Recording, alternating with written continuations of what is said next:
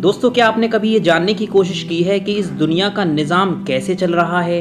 यानी हर एक चीज़, चाँद, सूरज, ज़मीन, आसमान, सितारे कैसे मौजूद हैं और ये आखिर बने कैसे? कैसे इतना सब कुछ इतना सिस्टमैटिक तरीके से चल रहा है और इसको कौन कंट्रोल कर रहा है? साइंस इस पर क्या कहती है और खुदा की मुक़द्दस किताब कुरान पाक में क्या लिखा हुआ है? लोगों का सवाल रहता है, सबसे पहले क्या था? कौन था? बेशक सबसे पहले अल्लाह था, जिसने हम सबको और इस कायनात को पैदा किया। अल्लाह कुरान पाक में सूरह अंबिया की आयत नंबर 30 में फरमाता है, have those who disbelieved not considered that the heaven and the earth were a joint entity and we separated them and made from water every living thing, then will they not believe? यानी ज़मीन और आसमान सब एक था और उसको हमने फाड़ कर अलग किया, जिससे ज़मीन, आसमान और ये कायनात बनी।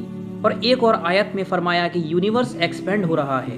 दोस्तों, इसी सब को साइंस ने बिग बैंग कहा है। कुछ साइंटिस्ट जिन्होंने बताया कि इस दुनिया की शुरुआत से पहले एक प्राइमरी नेबुला यानी एक पॉइंट था, जिसमें बड़ा सा धमाका हुआ, अ ह्यूज एक्सप्लोजन, जिसमें चांद, सूरज, सितारे, गैलेक्सी वगैरह पूरा यूनिवर्स एग्जिस्टेंस में आया।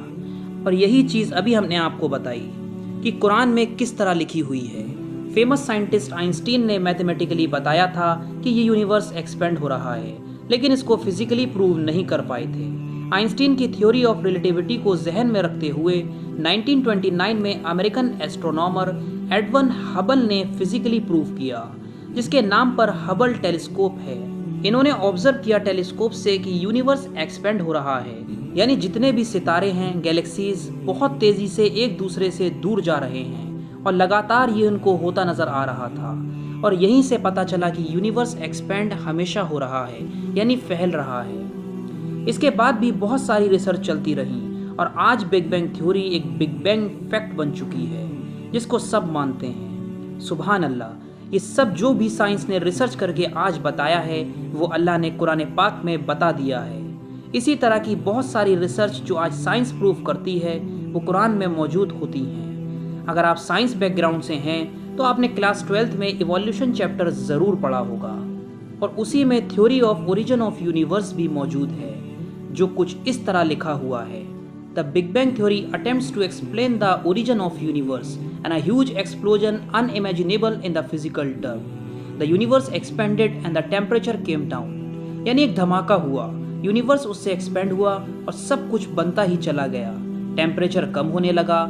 और आगे इसमें कहा गया है कि गैसेस जैसे हाइड्रोजन और हीलियम का भी बड़ा रोल है इस कायनात के बनने में। दोस्तों, एक और थ्योरी जिस पर शायद हम अलग वीडियो में बताएंगे, लेकिन शॉर्ट में बता देते हैं कि वो थ्योरी है origin of life on earth, जिसके बारे में कोई फैक्ट नहीं है, ये सिर्फ थ्योरी है।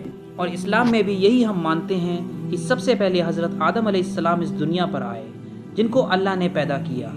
फ़िलहाल ऐसे बहुत से टॉपिक हैं।